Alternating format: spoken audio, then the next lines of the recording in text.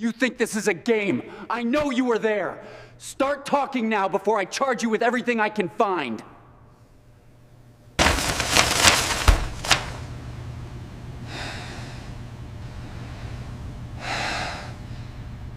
Rain slicked the street in silver ribbons, neon lights bleeding across wet asphalt. The man stood at the crosswalk, tall, his tailored black suit catching the drizzle. He checked his watch, expression unreadable, as a police cruiser rolled to a slow, deliberate stop beside him. Officer Harlan McCade stepped out, hand on his holster, jaw tight with the kind of authority that never needed reason. "Hey, you, hands out of your pockets." The man complied without hesitation. "Is there a problem, officer?" His voice was even, disciplined, the tone of someone used to diffusing danger. McCade smirked. "We got a call about a suspicious male loitering near the terminal."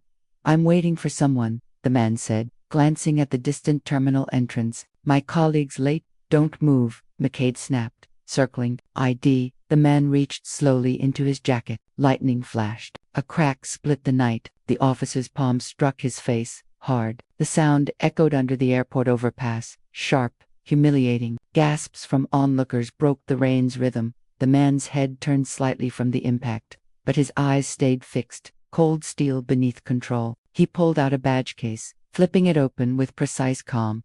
The gold emblem glinted beneath the rain. United States Secret Service. For a heartbeat, no one breathed. McCade froze, his lips parted, the arrogance draining from his face as his radio crackled with static. A voice came through, urgent, coded. "Eagle 1, where's your protection detail?" "The president's arriving early." The man's gaze didn't waver. "You just assaulted federal security, officer," he said quietly. Then, the sirens grew louder, not for him, but for the one who'd hit him. And in that split second, McCade realized, the real danger had never been the man he'd slapped.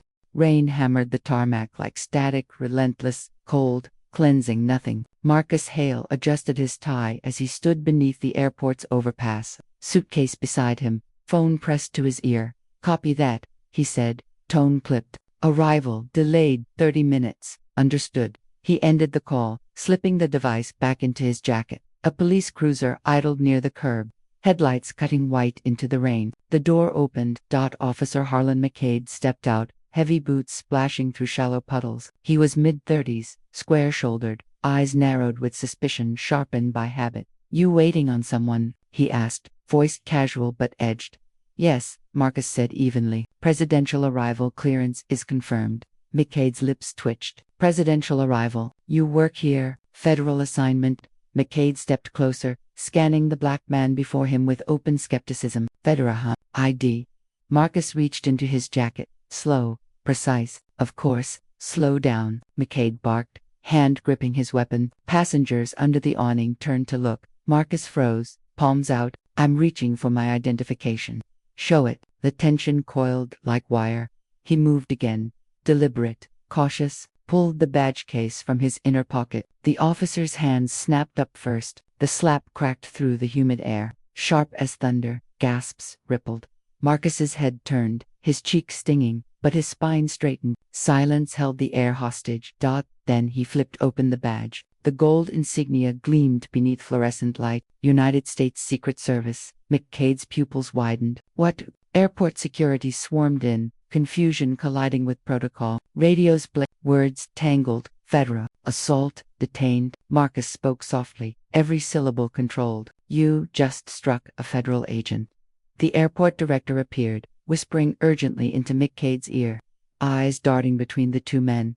Marcus said nothing else. He simply picked up his suitcase, gaze steady as iron. "Escort him to conference room 3. Someone ordered. McCade was left standing in the rain, face drained of color. One of the bystanders held up a phone, screen glowing. The video was already online. The storm had only begun. The footage spread before dawn, shaky, rain-specked, raw. The sound of the slap, amplified through hundreds of retweets, carried like a gunshot through every screen it touched. By sunrise, the clip had over 2 million views. The caption was blunt. "Black man assaulted by cop at airport. Turns out he's Secret Service." Marcus Hale watched it once, just once.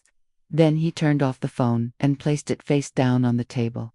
The conference room smelled of stale coffee and disinfectant. Fluorescent light buzzed above him, a tired, endless hum. Across the table sat Chief Nolan of the City Police Department, posture stiff, fingers drumming against a manila folder. To Nolan's left, a Federal Supervisor Director Elaine Porter sat in tailored control, her tone even, diplomatic. Agent Hale, she began, the Department of Homeland Security and local law enforcement are both aware of what happened last night. Marcus didn't reply. Officer McCade has been placed on administrative leave pending review. Porter continued. For now, both agencies have agreed it's best to de-escalate publicly. The optics are ... complicated. Optics, Marcus repeated, voice low, deliberate. That what we call assault now. Nolan cleared his throat. You have to understand, Agent Hale, the officer, didn't know who you were. The incident, would it have mattered? Marcus cut in, eyes steady. If I wasn't holding that badge. The silence was heavy, not defensive, but embarrassed. Porter's hands folded neatly on the table. We're all aware of the gravity, but the situation's already volatile online. Our job is to protect institutional integrity. Yours is to avoid inflaming it further. He leaned back. So the plan is containment. A statement will be drafted, Porter said. You'll review it before release. We'll emphasize miscommunication, unfortunate timing, mutual respect between agencies. Marcus's chair creaked as he stood. A man hit me across the face for standing still. On duty, you're calling that miscommunication? Porter's calm cracked for the first time. You know how this goes. The public wants closure, not confrontation.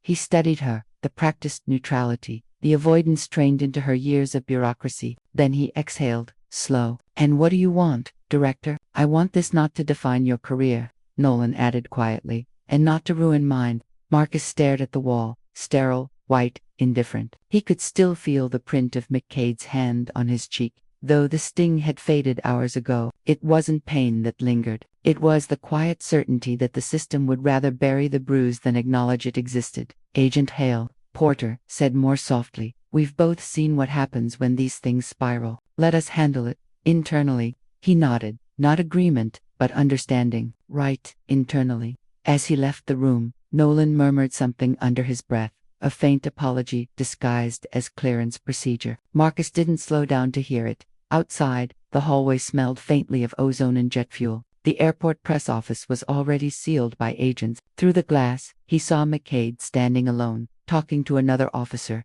his posture slouched now, deflated. The same man who'd barked commands hours ago looked suddenly smaller under daylight. Marcus didn't stop walking. By afternoon, his email filled with inquiries, statements requested, clarification needed, off-record comments offered. He ignored them all. When Porter called again that evening, her voice was clipped. They're drafting a joint report. For now, no charges. The Bureau recommends you rest. Stay quiet. Quiet, he echoed. Yes, it's a political moment, Marcus. Every word matters.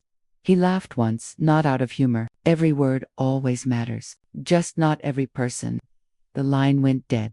He set the phone down and looked out the hotel window. The city below buzzed with normal life. Cars, commuters, umbrellas moving like currents. For them, the video was content. For him, it was evidence. His reflection in the glass looked older than the night before. In the silence, he whispered to himself, not for comfort, but to anchor truth. They don't want justice. They want quiet. Behind him, the television flickered with breaking news, talking heads debating police protocol, misunderstood intent, racial sensitivity training. He turned the volume off. And for the first time in years, Marcus Hale felt the full, cold distance between duty and dignity. Tomorrow, they'd ask him to smile for cameras. Tonight, he memorized the sound of the slap. It was no longer about anger. It was about proof.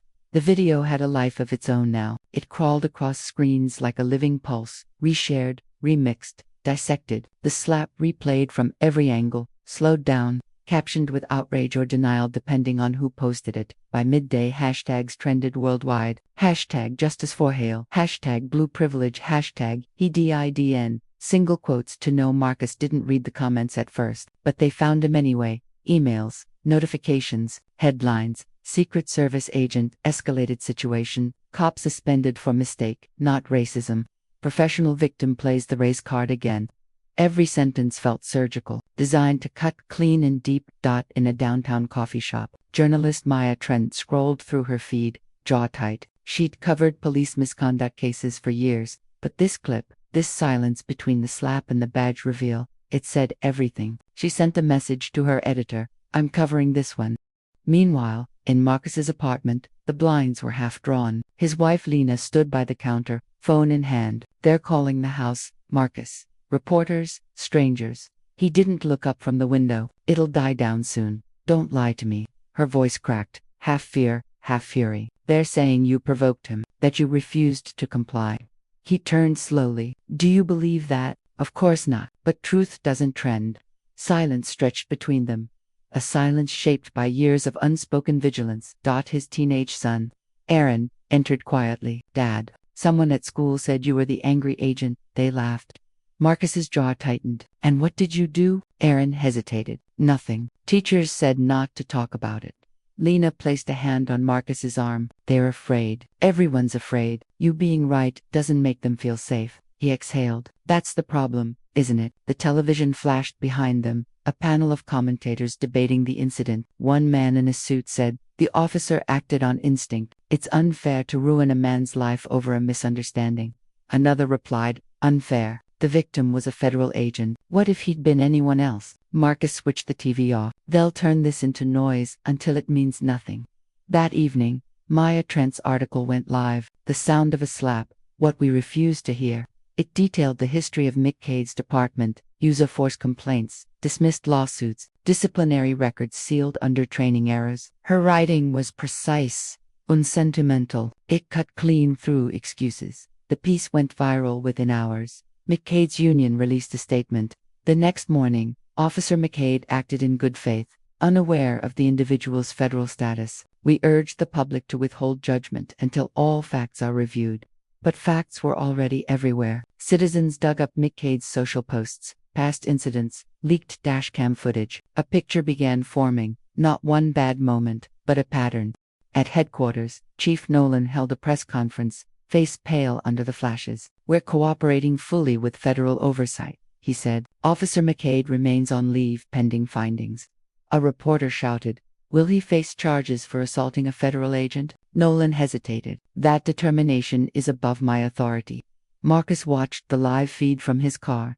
Hands still. The words were predictable. The hesitation wasn't. When the camera cut back to the studio, Maya's piece played again. Her closing line echoed in Marcus's head. "When authority mistakes color for threat, the system calls it training. When power meets accountability, it calls it hysteria." His phone buzzed. "Unknown number," he answered. A man's voice, deep, controlled, bureaucratic. "Agent Hale, this is Deputy Director Voss. We need to discuss the situation before it escalates further." Marcus's tone was neutral. "It's already escalated." "Then stop feeding it. We can't have federal credibility dragged into local controversies." "Controversy," Marcus said quietly. "That's what you call assault." A pause. "Then, you're a professional, Hale. Don't make this personal."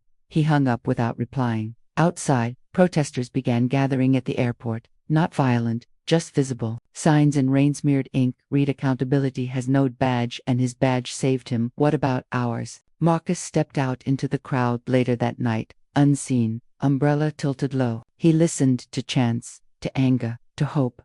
And for the first time, he realized the story wasn't just his. It was every silence that had ever gone unrecorded. The meeting room smelled of polished wood and quiet hostility. A round table gleamed under recessed light, ringed by people who never looked one another directly in the eye. Marcus Hale sat at the far end, back straight, expression.com. Across from him, Officer Harlan McCade shifted in his suit, the first buttons straining slightly under his chest. His eyes were red. Not from remorse, but from sleeplessness. The kind that comes from watching one's reputation dissolve online. Between them sat Director Elaine Porter. Her tone clipped to surgical precision. To her right, Deputy Director Voss, whose voice carried the weight of institutional fatigue rather than authority. Voss began. "Gentlemen, the purpose of this meeting is to establish resolution before this incident becomes any more politically damaging." Marcus's gaze didn't move. "Resolution," he said quietly, "not accountability." "Semantics," Voss replied. "We're all on the same side here." McCade laughed under his breath. "Doesn't feel like it." Porter's look cut across the table like a blade. "Officer McCade, this meeting is off. You'll speak when addressed." McCade's lawyer leaned in. whispering something. He straightened, then addressed me. I've been crucified online for doing my job. Marcus finally turned toward him. Your job? I didn't know who you were. You reached inside your jacket to retrieve my identification. Marcus interrupted. You gave an order. I complied. You moved too fast. I moved slow enough to be humiliated in front of a crowd. The air thickened. The hum of the air conditioner filled the silence. Porter interjected, voice tempered. Agent Hale, the department is prepared to issue a formal apology on behalf of the local precinct and associated agencies. In exchange, we request your cooperation in framing the incident as procedural misjudgment. Marcus's fingers curled against the table edge. A slap is not a procedure. Semantics, again, Voss murmured. Porter ignored him. We understand how this looks publicly, but what's at stake is the integrity of federal-local cooperation. If this becomes a legal spectacle, we all lose. Some of us already have, Marcus said. McCade's lawyer adjusted his glasses. Agent Hale, my client, has expressed regret. He's willing to make a public statement acknowledging regret, Marcus repeated. Not guilt. Acknowledging misunderstanding, the lawyer finished. Marcus stood, slow, deliberate. You all want closure without consequence. You want silence dressed as resolution. You don't want the truth. You want control. Porter's expression hardened. Be careful, Agent Hale. You're walking a political line. He looked straight at her. I've been walking it my entire life. McCade slammed his palm against the table. You think I'm a racist? I made a split-second call. You people, the room froze. Porter's head turned sharply toward him. Officer McCade, that's enough. But the damage was done. The words hung heavy. You people. They carried the weight of generations in 2 syllables. Marcus's voice was quiet, lethal. That's the truth you've been protecting. McCade's lawyer tried to backtrack. My client misspoke. Voss rubbed his temples. God, this is a disaster. Porter's tone went cold. Agent Hale, you've made your point, but let's be pragmatic. The department is prepared to settle this privately. You'll be compensated. The statement will be drafted under mutual terms, and the issue will close quietly. Marcus stared at her, disbelief flickering beneath composure. You want to buy my silence? Porter's face didn't move. I'm offering professional protection. He leaned forward. I don't need protection. I need the truth on record, McCade muttered. You're just trying to make yourself famous. Marcus's eyes met his steady, unblinking. Fame fades. Record stays. Porter exhaled through her nose, adjusting the papers before her. Agent Hale, think this through. You're risking your career over optics. He straightened. No. I'm risking it over principle. Silence fell again. Then Voss spoke, his tone resigned. If you proceed with public testimony, you're on your own. The department will not support you. I understand. Then this meeting is over, Porter said sharply. Marcus turned toward the door. As he reached for the handle, Porter's voice followed him, measured, final. You may win the moment, Hale, but you won't win the system. He paused, just long enough to look back. The system's already lost. It just hasn't realized it yet. He left without another word. McCade's lawyer whispered something frantic. Porter gathered her papers in silence, the weight of inevitability setting into her eyes. Voss looked like a man already writing tomorrow's statement in his head. Outside the building, the rain had started again, soft, relentless, familiar. Marcus stepped into it without opening his umbrella. He didn't need cover anymore. The real storm was already above them, waiting to break. The apartment was too quiet. Even the ticking clock seemed hesitant, as if it feared interrupting the tension that had settled into the walls. Marcus sat at the edge of the couch, still in his shirt and tie, the day's rain drying on his shoulders. His wife Lena moved about the kitchen in silence, her motions precise, clipped, efficient. The sound of a knife against a cutting board filled the air like punctuation. You went on record, she said finally, not looking at him. I did. She sliced harder. You could have lost everything. I already did, he said, just not the way you think. She turned. You think I don't get it? You think I haven't spent years worrying every time you walk out in that suit, every time a siren passes, wondering if the badge on your chest makes you safer or a target? Marcus's hands clasped together. This isn't about me anymore. That's exactly the problem. Her voice rose, trembling with something between anger and fear. It's always about everyone else, the mission, the institution, the principle. What about your family, Marcus? He looked up at her, eyes tired but steady. What good is protecting them if I let the world keep breaking the same way? She stared at him for a long time. Then, softer, you think truth fixes it? No, he said, but lies make it permanent. A door opened down the hall. Their son, Aaron, stepped out, headphones around his neck, eyes cautious. Mom, Dad, neither moved. Aaron looked from one to the other. They showed the video again. My teacher said you were brave. Marcus forced a faint smile. She did, huh? Some kids said you embarrassed the police. Others said you got lucky you had that badge. Lena's voice was quiet now. And what did you say? Aaron shrugged. I said he shouldn't have needed it. The silence that followed was heavier than argument. Marcus rose, walked over, and placed a hand on his son's shoulder. That's the truth. Don't forget it. Aaron nodded, eyes flickering with something between admiration and confusion. Are you gonna lose your job? I don't know. Are you scared? Marcus hesitated. A little. Aaron considered that. Good. Means you're still human. Lena turned away, blinking back tears. You shouldn't have to explain this to him. No, Marcus said quietly, but I'd rather he hears it from me than learns it the hard way. The boy returned to his room. The sound of his door clicking shut was soft. Final. Lena sank onto the couch beside Marcus, her anger spent. They'll come for you now, not just online. The people who want quiet will make sure you regret this. I already regret staying silent as long as I did. She leaned back, staring at the ceiling. You can't win against something that's built to survive its own corruption. Marcus's voice was low. Then maybe the goal isn't to win. Maybe it's to stop pretending it's clean. Outside, thunder rolled somewhere over the city. The rain began again, tapping against the window like an old memory. Lena spoke after a while. You know what scares me most? He turned to her. That you're right. He looked away. Being right doesn't save anyone. She reached over, took his hand, then let it save you.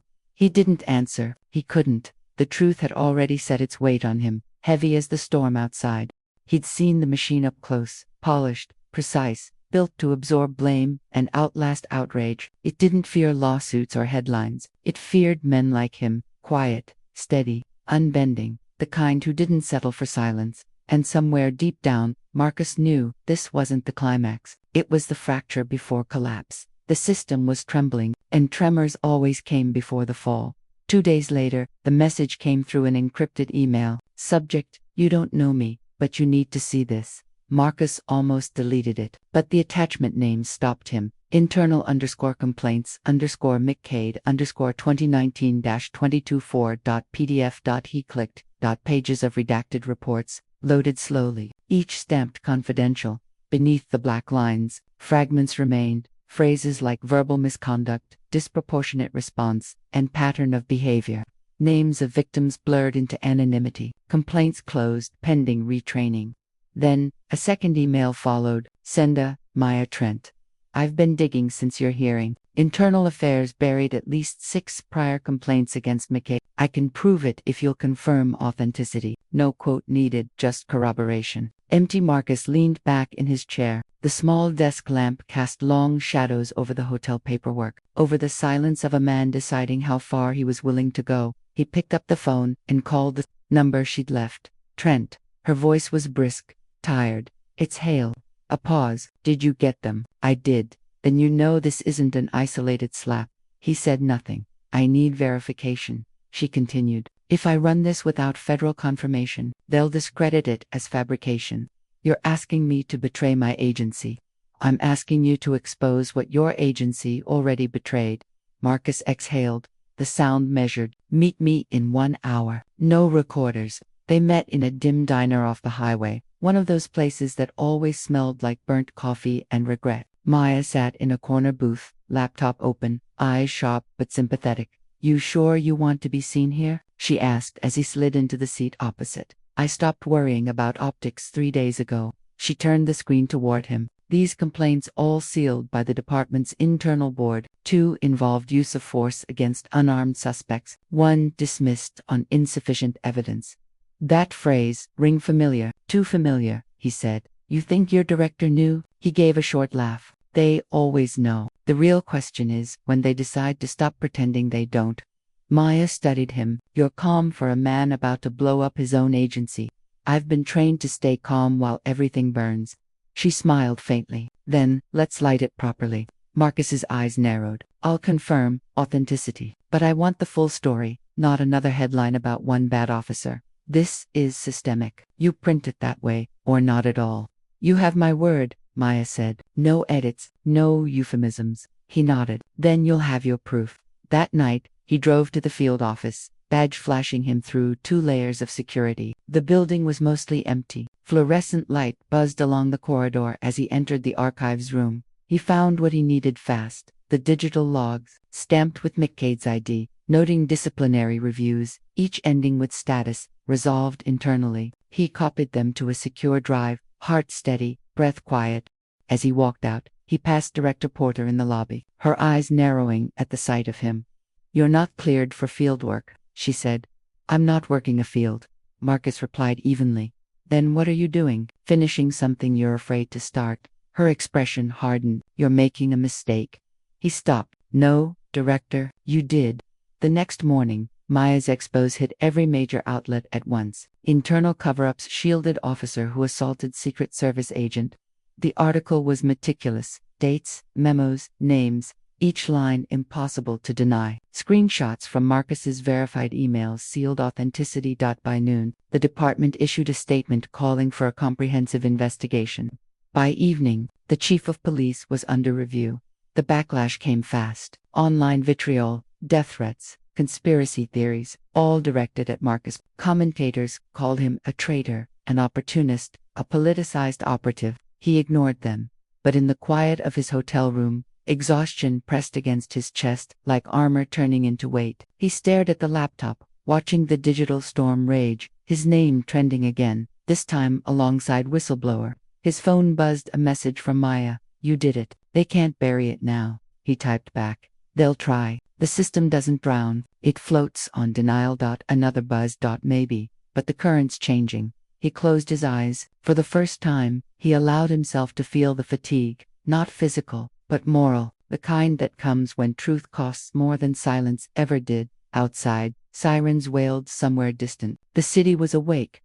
And deep down, Marcus knew. The reckoning had begun. The hearing room smelled like new wood and fear. Reporters filled every seat, cameras stacked like rifles along the back wall. The state seal glinted above the committee bench, where 5 lawmakers sat beneath bright white light, their expressions carved in stone. Marcus walked in flanked by 2 aides from the Inspector General's office. He wore his dress blues, not for pride, but his armor. The murmur in the room thickened as he took his seat. Every lens followed his movement like prey under a spotlight. Mr. Helf, the chairwoman said, her voice clipped but not unkind. Thank you for appearing. You understand you are under oath. I do, the gavel struck. Then let the record show this hearing concerns the conduct of Officer Brian McCade and the systemic failures that enabled repeated abuse within the department. Cameras zoomed in. Marcus could almost hear the hum of live broadcast delay. Mr. Hale, she continued, you were the victim of the assault on June 12th. He looked her straight in the eye. Yes, ma'am.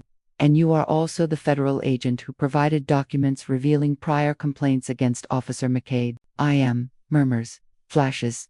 Somewhere in the crowd, Maya Trent scribbled notes, her expression calm but electric. The chairwoman leaned forward. Why come forward now? Marcus's voice stayed even. Because silence protects no one except the powerful. I served my country 20 years believing accountability ran both ways. I was wrong. A man on the panel, Senator Hargrove, interjected, his tone sharp.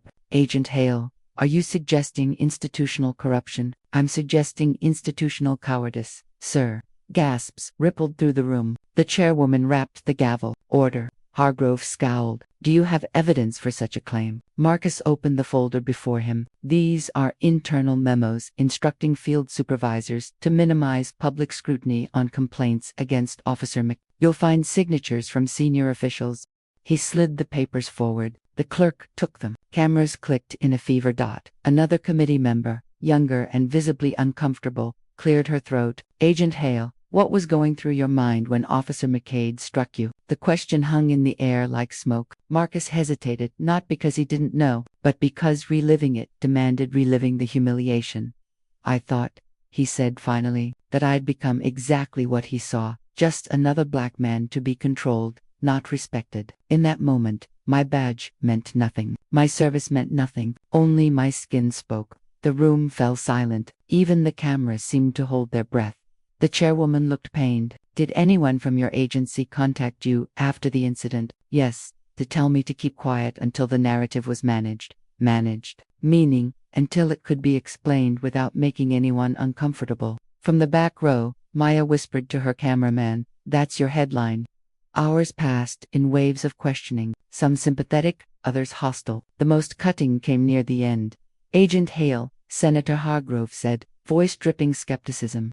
"Isn't it possible you're using this moment for personal attention, that the racism narrative, as it's called, benefits your public profile?" Marcus stared at him. "You think humiliation is a career strategy, Senator? Answer the question."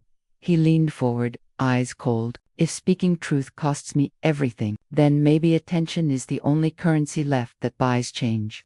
The audience broke into applause before the gavel pounded for order. During recess, Maya found him in the hallway. "You realize you've just detonated a live grenade in there, right?" He gave a weary half-smile. They needed to hear the blast.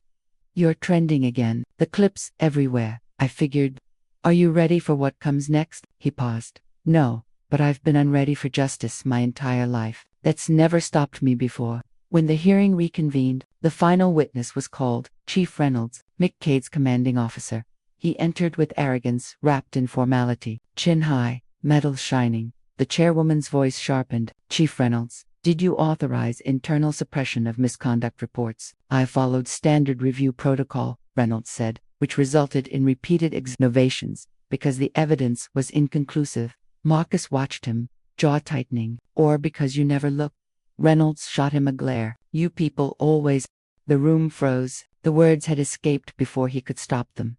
"You people," the chairwoman repeated slowly. Reynolds's face drained of color. "I meant agents. Secret Service agents." Maya's camera lights clicked on, red and merciless. "No," Marcus said quietly, standing now. "You meant exactly what we heard." The hearing erupted. Shouts, gasps, the gavel, slamming uselessly. By the time order was restored, the damage was done. That one phrase "you people" would headline every evening broadcast, trending for 48 hours straight. The committee adjourned early. Chief Reynolds left through a back door, trailed by reporters and shame. Marcus exited through the main one, shoulders square, the crowd parting before him like a tide of revelation. Outside, the city's evening light fell across his face, half in gold, half in shadow. Maya caught up, breathless. "They'll open a federal review," she said. "Reynolds just sank his own department." Marcus didn't smile. "They'll replace him with another uniform and call it reform." "But you changed the air, Marcus. Everyone can smell the truth now." He looked up at the Capitol dome, shining pale against a darkening sky. "Truth's just oxygen," he said quietly. "Some people still prefer the smoke." He walked away, camera lights fading behind him, but in the silence that followed, deep, raw, endless, Marcus knew something irreversible had begun. He wasn't just a victim anymore. He was the witness they couldn't unsee. Morning broke heavy, gray, and brittle. The storm that had battered the city overnight left the streets slick, reflecting a distorted skyline. Marcus watched from his apartment window as news vans idled below. Every channel carried his name now. Every headline carried a slant. Secret Service agent exposes racist police network. Ooh. People scandal rocks. State law enforcement hero or traitor. The man behind the leak. His phone vibrated with messages. Reporters, fellow agents, old friends, suddenly cautious. Some congratulated him in coded language. "You did what we couldn't." Others were blunt. "They'll come for you now." He turned off the phone. Silence was cleaner. Lena entered the room, holding a mug of coffee. "They've got your face on every morning show." "Then they don't have my piece," he said. "You think they'll stop at words?" "No," he said. "They'll dig, they'll smear, maybe worse, but the truth's out. That can't be undone." Lena sighed, pressing the mug into his hand. "Just don't let it undo you." By noon, the inevitable hit. The department issued a statement. "Agent Hale has been placed on administrative review, pending inquiry into an unauthorized release of classified materials." The same machine he'd served was already dismantling him. The message was clear. Whistleblowing had a price. Then came the knock. Firm, rhythmic, not police hire. He opened the door to find Deputy Director Calvin Briggs, a man whose handshake had once carried reassurance. "Marcus," Briggs said with a measured calm. "Mind if I come in?" Marcus stepped aside. "You're already here in spirit." Briggs surveyed the room before speaking. "You've created a problem." "I revealed one." "Semantics. You exposed internal files without clearance. That's breach protocol." "I exposed cover-ups of violence," Marcus said. "That's not a breach. That's integrity." Briggs's eyes hardened. "Integrity doesn't pay the bills or protect agents' lives. Institutions do. Institutions don't have lives. People do." Briggs exhaled slowly, lowering his voice. "You made enemies that don't show up on record, Hale. You think you can survive this?" "I'm not interested in surviving it," Marcus said. "I'm interested in ending it." Briggs leaned in close. "You think justice comes from chaos. You'll destroy trust in every badge." Marcus's voice was cold steel. "Then maybe trust needs to burn before it can mean anything again." The two men stared at each other. Decades of shared service divided by a single fracture. Conscience. Finally, Briggs straightened. "Consider this your final courtesy visit." He paused at the door. "We won't be protecting you anymore." The door clicked shut. Lena's voice came from behind. "What does that mean?" "It means," Marcus said quietly, "I'm on my own now." That evening, the city felt different, expectant, watching. The protest started small. A few dozen people outside the courthouse holding signs that said "Justice for Marcus Hale." By sunset, the crowd had swelled into hundreds. By it, Trent was there with her camera crew, her voice sharp over the chant. "This is what accountability looks like when silence breaks," she said into the mic. Marcus arrived quietly, hood up, blending into the mass. He didn't want the spotlight, but the crowd saw him anyway. A ripple spread. Someone shouted, "There he is." He raised a hand, unsure what gesture fit: gratitude, grief, defiance. Before he could decide, sirens cut through the noise. Police lines advanced. Riot shields glinted under the floodlights. Maya caught the tension first. "They're not here to protect, they're here to control." Marcus watched the formation, tactical precision, emotionless faces. The same choreography he'd studied in counterterrorism training. Only now, the enemy wasn't a threat abroad. It was their own citizens. A young black man near the front yelled, "We have a right to stand here." A cop shoved him. Another raised a baton. Marcus's instincts fired. He moved through the crowd, shouting, "Hold your ground, but stay peaceful." The clash happened fast. A tear gas canister, arcing through the air, bursting near the steps. Screams, chaos, confusion. Through the smoke, Marcus saw him, Officer McCade, face tight with fury, uniform reissued under a different precinct. Their eyes met. Recognition flared. McCade smirked. "Didn't think I'd see you again, Agent." Marcus stepped forward, voice steady despite the burning air, still hiding behind that badge. McCade swung first, not a slap this time, but a shove meant to provoke. Cameras caught it instantly. Marcus didn't retaliate. He simply said, loud enough for the world to hear, "This is who you protect. This is what you defend." The crowd roared, not in violence, but in awakening. Protesters surrounded the officers, chanting, filming, refusing to disperse. The narrative flipped live, in real time. McCade's shove became the symbol of everything the system denied. Hours later, as the smoke cleared, Maya found Marcus sitting on the courthouse steps, his eyes red from tear gas, not tears. "You turned the story back on them," she said. "I didn't do anything. You stayed standing. That's everything." He looked past her camera lights toward the horizon, faint dawn pressing against the skyline. "I used to think justice was delivered," he said quietly. "Now, I know, it's survived." She lowered the camera. "What happens now?" Marcus stood, weary but unbroken. Now they faced the truth in daylight. By morning, the footage flooded the nation. McCade's face, the shove, the restraint it played on every feed. The department's statement arrived by noon, effective immediately. "Officer Brian McCade has been terminated pending federal review." But Marcus didn't celebrate.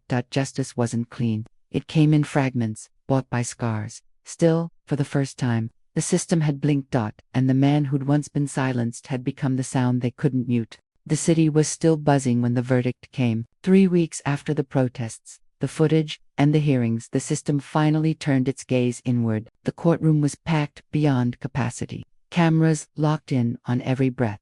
Marcus sat in the front row beside Maya and Lena. His posture was composed, but his hands told the truth, fingers pressed tight, knuckles pale. Across the room, Officer McCade sat at the defendant's table, stripped of his badge and his swagger. His lawyer whispered furiously into his ear, but McCade's face stayed fixed, part rage, part disbelief. The judge entered. Everyone rose. The gavel struck once, echoing through the marble chamber. Court is now in session.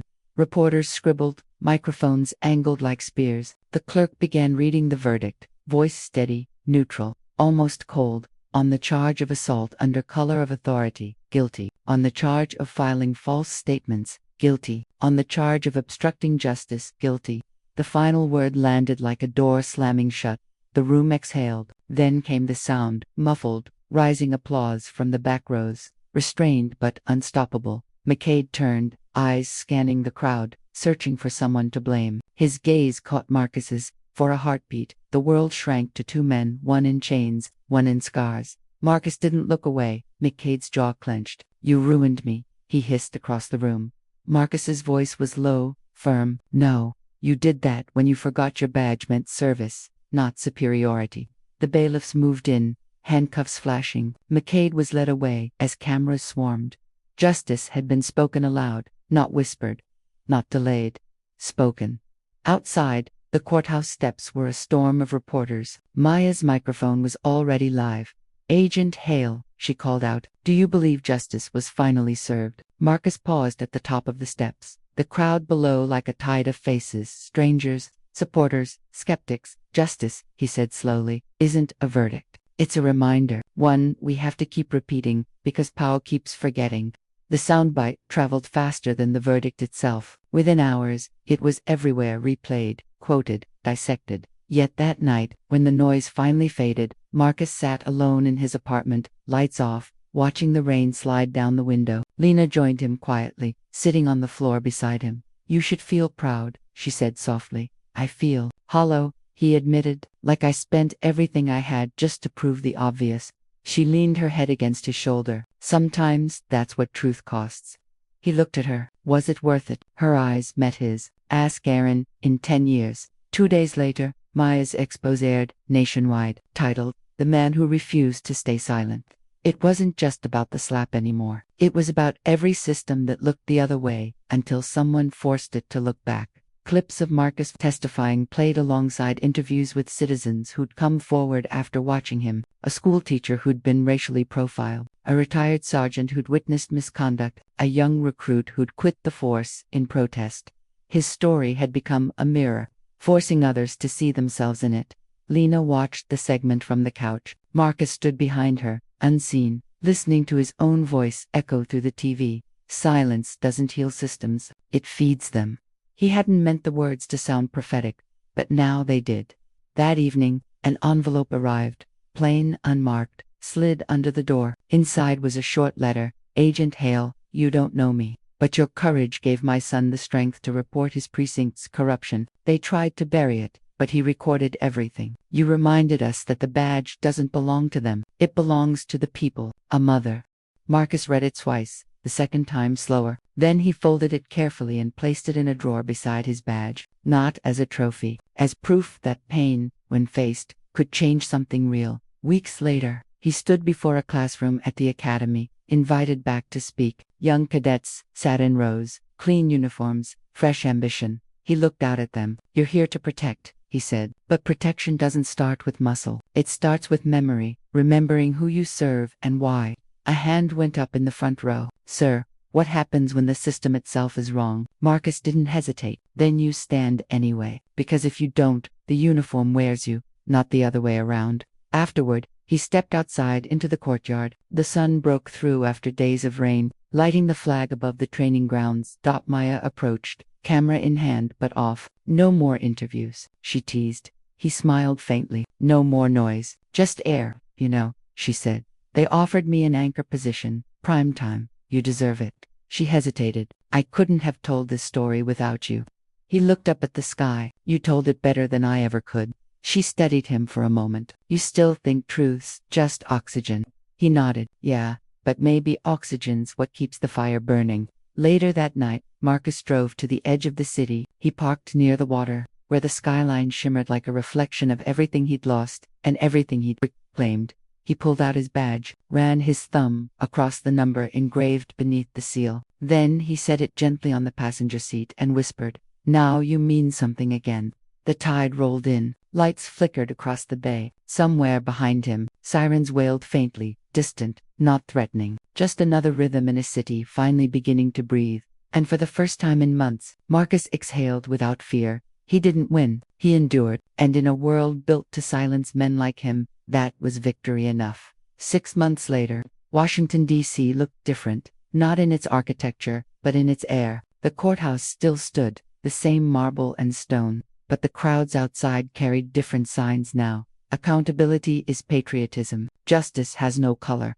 Marcus walked through the plaza quietly, wearing no uniform, no tie, just a man, unmasked, unsupervised, finally unwound. He stopped by a newsstand. The headline on the front page of the Atlantic Ledger caught his eye. Systems Reform Act passes after McCabe trial. Fallout Agency oversight. Expanded. Below it was a photo of him at the hearing months before. Eyes sharp, tie slightly crooked, the kind of image that looks accidental but becomes history. The vendor noticed him. "You're that guy," he said softly. Marcus smiled faintly. "I was." The man shook his head. "Nah, you are. Thanks for what you did." Marcus nodded, left a 5 on the counter, and kept walking. He arrived at the memorial park by the river. Lena was already there with Aaron, skipping stones into the current. The boy was taller now, his laughter louder. "Dad," Aaron called, "bet I can skip it 6 times. Show me." The boy threw 5 skips. The 6th barely kissed the surface before sinking. Marcus laughed. "You almost had it." "Almost isn't bad," Aaron said. Marcus crouched beside him. "No, it's not." Lena approached, linking her arm through his. "He's been telling his friends his dad changed the law." "Exaggeration," Marcus said. "Truth, technically," she countered. "They voted because people finally saw what you lived." He didn't respond. Pride and ache sat side by side inside him, inseparable. Later that afternoon, a small crowd gathered near the steps by the water. A civil rights organization had invited Marcus to speak. He'd said no at first. He didn't want a stage, but they'd insisted, "You spoke for truth. Now speak for healing." So he did. He stood at the podium, wind tugging at his jacket, river light gleaming off the microphone. "I used to think justice came from punishment," he began. "Now I know it comes from persistence. Every time we refuse to look away, every time we call a wrong by its real name, we make the world slightly harder to lie to." The crowd listened in silence. "I didn't expose a man," Marcus continued. "I exposed a mindset, one that hides behind uniforms and policies. The point isn't that one officer fell, it's that a system finally flinched." He paused, eyes scanning the faces, young, old, black, white, uniforms and civilians alike. "Don't cheer for me, I just stopped pretending I couldn't see." The applause came slow, then built like thunder rolling through a valley. He stepped back, humbled, and found Aaron watching from the edge of the crowd, pride plain on his face. Afterward, Maya approached with a small envelope in hand. "This came to my newsroom," she said. "It's addressed to you." Marcus opened it. Inside was a single-page letterhead from the Department of Justice. "Agent Marcus Hale is hereby reinstated with full honors and awarded the Federal Integrity Medal for his service in advancing transparency and accountability." He looked at Maya, unreadable. "They're good at irony." She smirked. "They're better at survival." He folded the letter. "I'm not going back, I figured." He looked across the river. "But maybe I'll teach. Train new recruits. Ones who don't forget what power costs." Maya smiled. "That's still service. Just a different kind." Evening fell soft and golden. Lena joined them, camera crews packing up nearby. The city hummed with renewal, not healed, but learning. They walked together down the waterfront. Aaron asked suddenly, "Dad, when you stood up to that cop, were you scared?" Marcus stopped. The question lingered in the air. "Yeah," he said finally. "I was terrified." Aaron frowned. "Then why didn't you back down?" "Because if I did," Marcus said quietly, "I'd be teaching you to do the same." The boy thought about that, then smiled. "Guess I'll remember that next time someone pushes me." "Remember to stand," Marcus said, "but also to think." They reached the overlook where the city lights stretched endless. The wind lifted Lena's hair. "You ever wish it hadn't happened?" she asked. He was quiet for a moment. Sometimes, but then I remember what it showed, who I was before fear, and what's worth losing to stay human. She touched his cheek. That's the man I married. He smiled. Still him, just quieter. Night came. Marcus stood alone for a moment, looking over the dark water, the faint hum of distant traffic blending with the breeze. He took a deep breath. No cameras, no noise, just oxygen. For the first time in years, he didn't feel watched. He reached into his pocket, pulled out the small medal they'd mailed, and let it drop gently into the river. It sank without a sound, vanishing beneath the ripples. Justice wasn't the medal, it was the moment of release. He turned back toward the city, where Lena and Aaron waited. As he walked, the clouds shifted, the first stars breaking through, clear skies, fragile and real. He didn't look back, because forward, finally, was enough.